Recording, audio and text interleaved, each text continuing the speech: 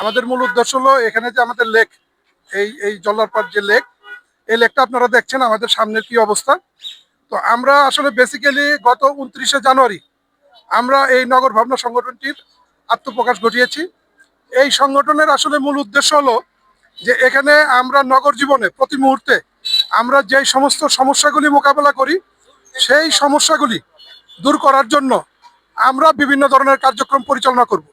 তবে গতানুগতিক যে কার্যক্রম, সেই কার্যক্রমের বাইরে আমাদের একটা অন্যতম লক্ষ্য হলো, আমরা আমাদের স্লোগানে বলেছি যে আমাদের নগর আমরাই পরিচ্ছন্ন রাখবো।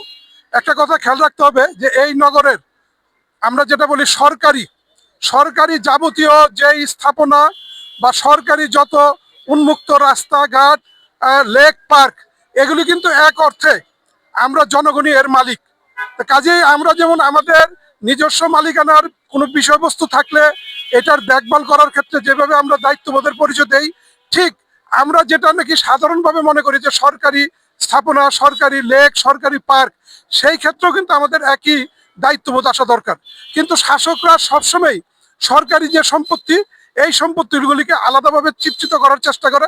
তারা মনে করে সরকারি সম্পত্তি মানেই সরকারি কিছু কর্মকর্তার নিজস্ব সম্পত্তি, যার ফলে এই সমস্ত সম্পত্তির ক্ষেত্রে মানুষের যে মালিকানার চিন্তা, সেটা না থাকার কারণে কিন্তু অনেক ক্ষেত্রে আমরা দেখছি যে এরকম সুন্দর সুন্দর স্থাপনা, সুন্দর সুন্দর লেক, পার্ক এগুলি নষ্ট হয়ে যাচ্ছে।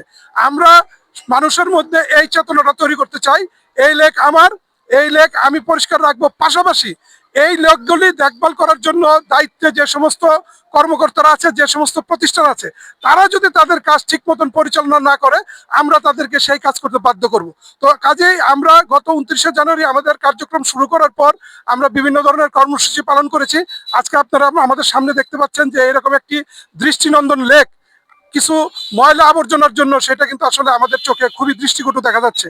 এবং এখানে আপনারা জানেন যে বর্তমানে আপনার ডেঙ্গু যে প্রকোপ, এডিস মশার কারণে যে ডেঙ্গুর প্রকোপ বেড়েছে, এখানে কিন্তু এই যেখানে সেখানে ময়লা আবর্জনা কিন্তু এই এডিস মশার উৎপত্তির অন্যতম কারণ।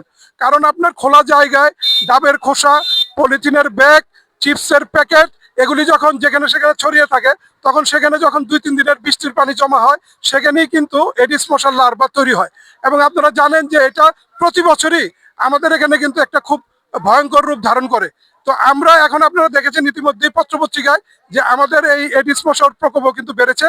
আমরা এই এডিস মশার প্রকোপ বা এই যে এডিস মশার প্রাদুর্ভাব, এটা দূর করার জন্য কিন্তু আমরা আমাদের আশেপাশের যে জলাজমি আছে এবং বিভিন্ন ধরনের যে উঠান আঙ্গিনা আছে, লেক, পার্ক যেগুলি আছে, সেখানে আমাদের সবারই সচেতনভাবে এই সমস্ত বিষয়গুলি দেখা দরকার। এবং আশেপাশের লোক কেউ যদি এই সমস্ত জায়গায় অপরিষ্কার অপরিচ্ছন্ন পরিবেশ তৈরি করে, তাকে আসলে যুক্তি দিয়ে বুঝিয়ে তাকেও এই ধরনের কার্যক্রমে আমাদের যুক্তি করতে হবে।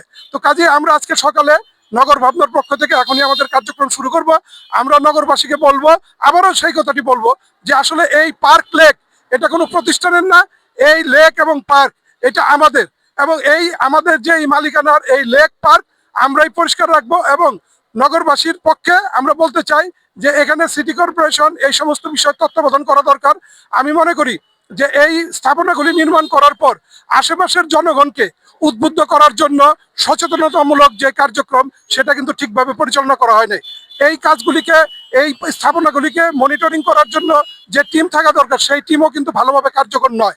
তো আমি অনুরোধ করব এই এই নগর কর্তৃপক্ষকে, তারা যেন এই সমস্ত স্থাপনার আশেপাশের যে জনগণ আছে, নাগরিকরা আছে, তাদেরকে এই এগুলি রক্ষণাবেক্ষণের ব্যাপারে উদ্বুদ্ধ করা, পাশাপাশি তাদের যে দায়িত্ব পরিষ্কার পরিচ্ছন্নতার ব্যাপারে, সেটা যেন সুষ্ঠুভাবে করা হয়, সে ব্যাপারে মনিটরিং করা। তো আমি আর কথা বাড়াচ্ছি না, আমি আবারও এই কার্যক্রমে আজকের এই সকালে আপনারা যারা এখানে মিলিত হয়েছেন নগর ভাবনার পক্ষ থেকে, তাদের সবাইকে আজকে এই নগরবাসীর পক্ষ থেকে এবং নগর ভাবনার পক্ষ থেকে আপনাদেরকে অভিনন্দন জানাচ্ছি। এবং আমরা আমাদের কার্যক্রম এখনই শুরু করব।